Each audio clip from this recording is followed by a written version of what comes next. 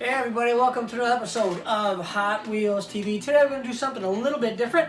My buddy Chris Walker, you guys probably know him. When you come to a convention, he and I are always together doing crazy stuff, of course. And he kind of stole my idea, but I'm not going to say nothing about it. He did a question and answer thing on his YouTube channel. Check it out, okay? Stalker Customs. And so he said, hey, why don't you do a question and answer thing with all the people on your Facebook and Instagram? And I said, hey, that's a good idea. So here we are. I told everybody today to leave some questions on my Facebook and my Instagram, and I would get to it at 5 o'clock and put the video up at 6. And of course, we're real late right now because I really can't schedule anything because my time is like all over the place. So today I got ready to, this is probably one of the questions. What's your day like? My day is crazy. So today, like I said, I was gonna video at 5 o'clock, and phone rings, and it's a friend at Mattel asking me about some things. And so by the time we get done, it's already, kind of late, which is okay because I love Mattel and I love all the things that I get to do for Mattel. Just because everybody's home doesn't mean that the rest of the world isn't doing things. So a lot of cool stuff happening at Mattel and a lot of cool stuff happening all around the world. And like Walker said, there's a lot of things that we really can't talk about because we have tons and tons of things that we sign that we're not supposed to talk about. So here we are. So let's do this. First question up from my my Facebook is from Brian Makan. What are you still looking for to add to your collection if money was no object? I'm looking for the 271 car, which I don't have. The price on that has gone crazy. I think the last one that was out there was like $4,000. And a lot of you guys know that I have a real truck that I'm working on. Actually, you probably saw the video with a lot of my trucks and my son Chris's trucks. So between the Hot Wheels and the real trucks, money goes here and there. But if I had that kind of money, yeah, I'm looking for the 271. I'm also looking for the number 12. I'm looking for 30 and number 51. So those are the ones that I need to complete my my blue card collection. And somebody else here had a question on what this is from my Instagram, and this is from King Diecast. What is the main focus of your collection? Blue cards. All the collector number blue cards is what my first book was about, the collector numbers and their variations. So I can begin to count how many blue cards and variations that I have. But yeah, that's my mainstay is the blue card collection, and of course also track sets, play sets, all that stuff. So I like it all. Mainly what I have is the Blackwall era up. I still have some of my original red lines. The red lines, as you guys know, prices are totally crazy. And again, like I said, I don't have that kind of money to spend on Hot Wheels. So let's see. Brian had another question. What device do you use to record your Hot Wheels TV, and what program do I edit it? I use my iPhone, and it's a super good camera. I think the only thing out there, that's better are the big monster cameras that are, like $3,000-$4,000. And what I use is iMovie to edit. Now, whenever I do a half-hour episode of Hot Wheels TV, between all the pictures and the editing, that's usually about 8 hours to do that from beginning to end. So for a half hour, I put 8 hours of work into it. Eddie Burke, what is the most you've ever paid for one car? I don't know. If my wife sees this, $1. But no, I don't know, a few $100s. I paid that, where is it? The one right behind me here, the Canadian train set, that was close to $600. So, like I said, I don't go crazy spending a lot of money on cars, because my real car, the S10 that I've been building for a few years now, hopefully will come out soon. But you know, that's a lot of money. So but I got a lot of Hot Wheels. It's the truck that I want to get done. So let's see what else. We have John Hemphill, who makes a diecast of a Mercury Marauder. Well, if you're looking for the police car, the one, you know, the one that all the cops use now, I think Greenlight does that. And for the earlier ones, the 50s and 60s, those are done. There's a whole bunch of different people who did them. I think maybe M2 and Sunline, or you know, a lot of the early older casting companies. So let's see. Do you collect? Let's see. Anthony Drexage. I'm sorry if I butcher anybody's names, guys, really. Do you collect 80s Real Riders, and if so, what's your favorite? My favorite is the AC Cobra.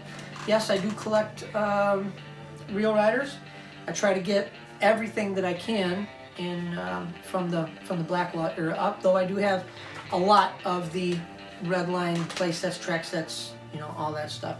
I do have a bunch of red line cars, of course, but not like some of the other guys have crazy amounts of red line stuff. Glenn Bowen, how many different castings has Hot Wheels produced? And do you have them all? And what is the rarest? That's 3 questions, man. I don't think anybody knows how many Mattel has done, Hot Wheels has done. And let's see, do I have them all? No. And as far as the rarest, now a lot of people confuse rarity with value. Now, we all know that Bruce Pascal's Pink Beach Bomb is, you know, $75, $80, $100, $110,000 Hot Wheel. We know what he paid for it, what some of the other ones have been going for. But you have to remember that there were like 200 of those made. There were two pink ones, and apparently there was a red one that just went for some big money too. I don't know how much exactly that went for. But when it comes to rarity, you know, rarity means how many are out there. The Mad Maverick, it's only like a handful of them, 6 maybe. Those were a production car. The Cheetah, that was a production car. You know, the base said Cheetah on it. There's probably 6 or 7 of those out there. And also the Chip Foose. They did a car. They did one of Foose's cars. The Grandmaster. I did an article on that in Diecast X magazine, and I think there's only like 6 of those made. So you know, rarity versus value, those are, you know, 2 totally different things. Rear loader beach bombs, there were 200 of them made. There's probably 42, 45 of them in existence that we know of. So rarity, those 3 cars that I talked about. You know, there's some prototypes, you know, one of cars, but you know, if you're talking production cars, cars that were actually made, the Mad Maverick, the Cheetah, and the Grandmaster from Foose. Robert DeMarche Jr. I know you mostly collect your cars in the packages, but if you could collect loose, which I do collect loose, can you show us how to store them? Man, I just have them out everywhere. If I put them away, I wrap them up in toilet paper, and I put them all neatly in a box, and I try to keep them somewhere in a not too humid atmosphere. But I do have as many loose cars as I do packaged cars, which leads to another question which somebody had on my Instagram. Let's see. Well, I don't know who it was, but somebody asked how many cars do I have. I have like 30,000 cars. loose packaged variations, you know, all kinds of stuff, plus all of my track sets and play sets and things like that. So I have a lot of Hot Wheels. I know there's guys out there that have 100,000, 200,000, but they're all, you know, pretty much, a lot of them are the same. My stuff, I really don't have a lot of cars that are the same. I don't have, you know, doubles, triples, quadruples. A lot of them are just, you know, one and a variation of that. So let's see. Oh, there it is. That was from Rackabird, Raccabird. How many Hot Wheels do you have? So there you go. Is there any other Guinness World Records you want to set or break? I have I've talked to, well, since I set the last record, the loop record, so now I have three. I've had 3 Guinness World Records. I have gotten with Guinness and asked them to make a new category of the world's most amount of Hot Wheels paraphernalia. So that's track sets, toy sets, underwear, garbage cans, plates, you know, that kind of stuff. So if that happens, then yeah, I'm gonna have a lot of counting to do. But other than that, you know, the records were cool, nice to have on my wall. But you know, it got to the point where it just got out of hand. You know, people were just buying up lots of stuff all over the world. The guy that's got the record now has got an amazing collection. He has dioramas. He has it's just amazing. Guy's got a great collection. And of course, our good friend Sergio Goldfarb, super great guy. When I met him, he gave me such a big hug. I thought he was gonna break me in half. But super cool guy. But yeah, having the world's largest Hot Wheel collection, I love. And like I said, the other guys, they have different cars in their collections. I wanted to make sure that in my record, in my Guinness World Record, it said Hot Wheels with my name. Let's see. I know you've written several guidebooks. If you were asked for 1 or 2 must-have information sources of red lines and black walls, not necessarily price guides, whether it be your own or someone else's, what would you suggest? Well, if anybody's seen any pictures of my desk, there are everybody's books there, and everybody's books are very valuable for information. You know, I didn't plan on writing a price guide when I first did my first book. I wanted to do an information guide. I wanted to do a variation guide, and when I sent the manuscript in, they said, "Hey, where's all the prices?" And I said, "Didn't plan on making a price guide." They said, "Well, we can't do it unless it is a price guide." So I said, "Okay, well."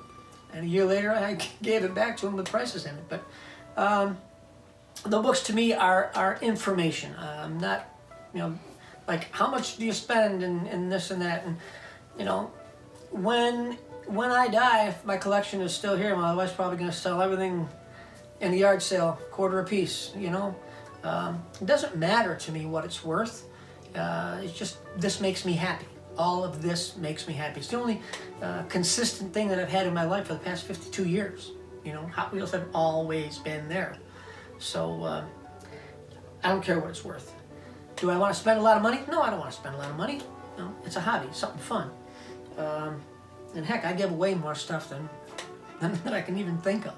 So, but yeah, I like Clark and Wicker's Redline books.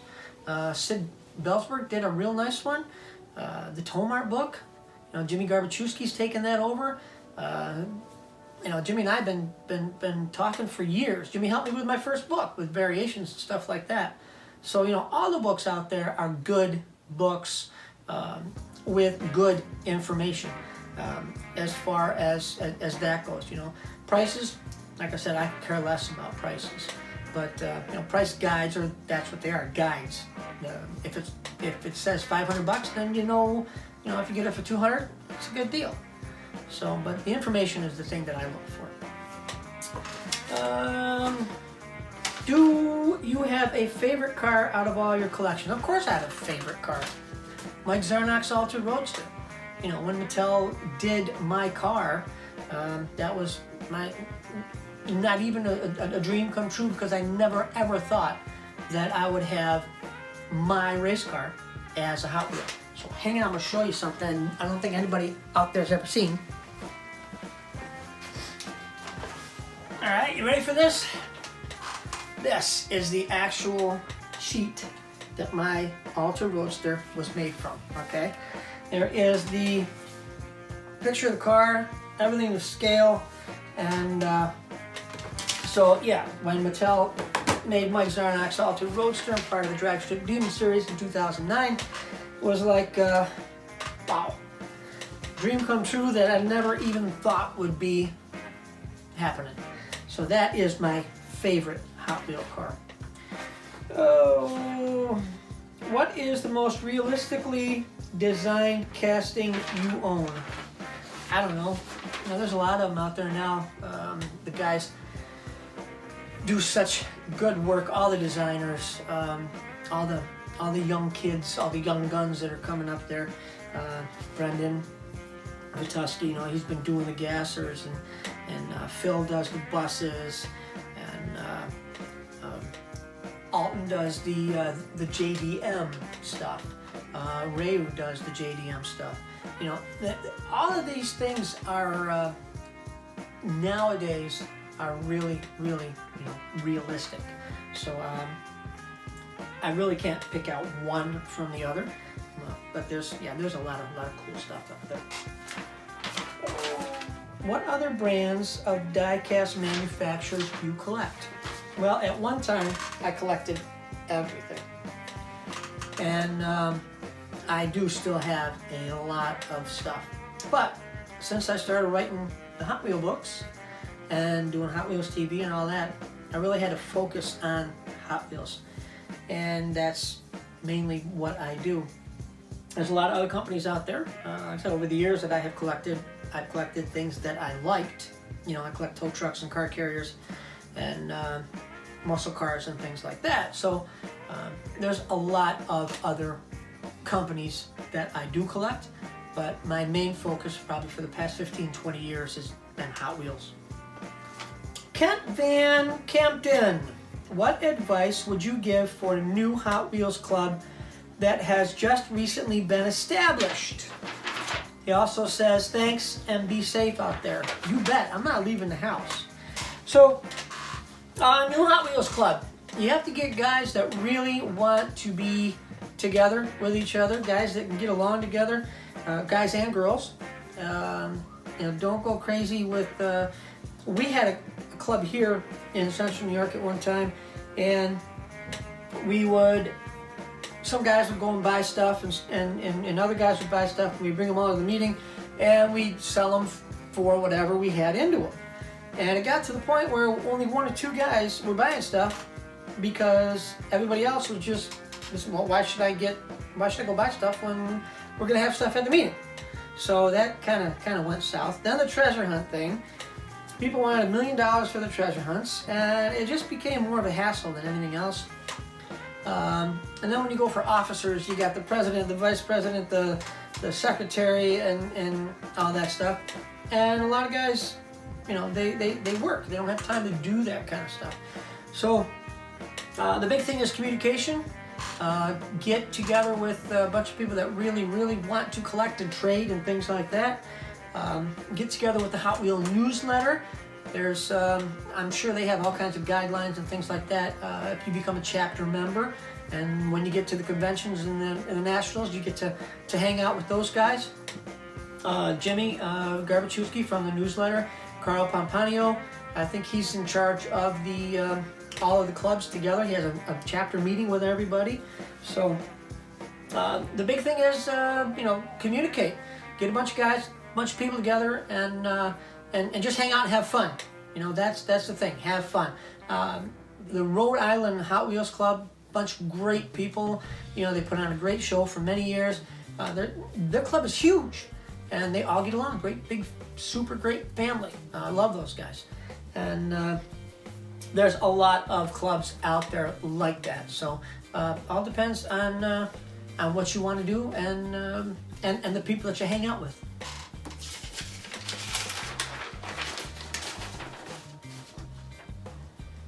Brent Hetrick, what is your favorite final run casting? I got two. The ramp truck, that's definitely haul stuff, and the wrecker. And there's, if you didn't know, there's two variations on the final run wrecker.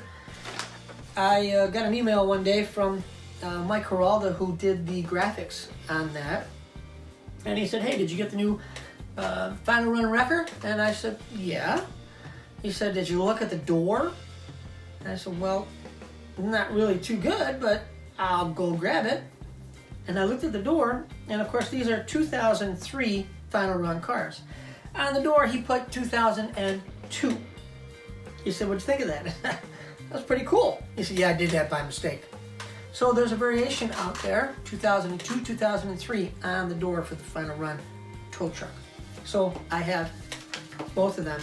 That are my favorites. Andrew Lockhart, Mike Zarnock, my question is, why haven't you joined Hot Wheels Revolution group yet? And for his real question, when was the last Hot Wheels release that I did? I don't know if you're talking about my books.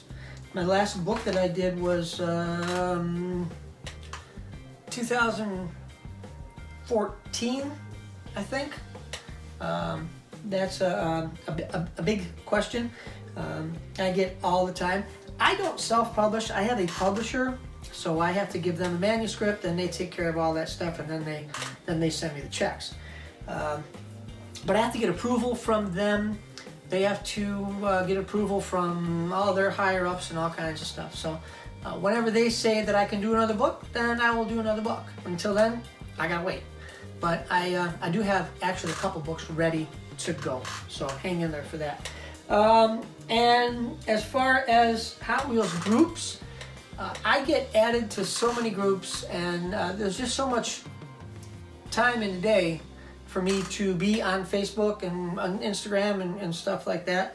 I like seeing everybody's stuff, but as far as being in groups and things like that, people always ask me, "Hey, can you write this? Can you write that?" No, I can't do that.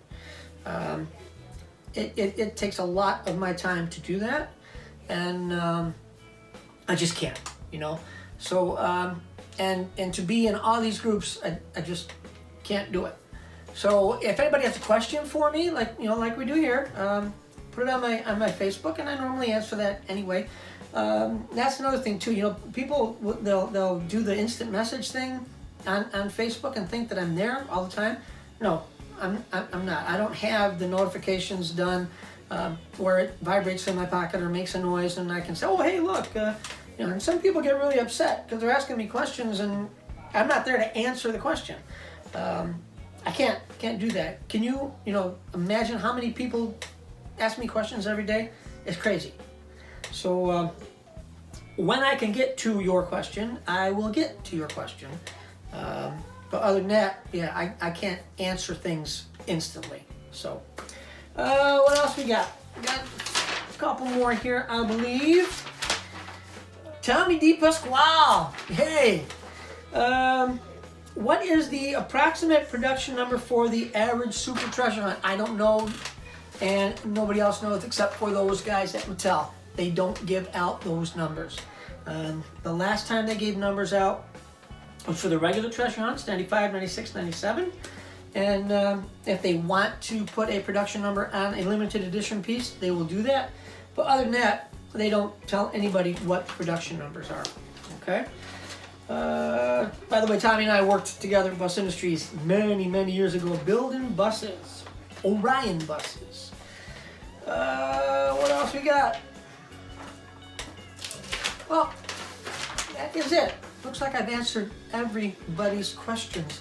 So I hope you guys ask me some more questions later, because I think this is kind of a cool thing to do, and it saves me a lot of typing, So next time, maybe during the week, ask me some questions. We'll throw them in here for next week's episode, and we'll go from there.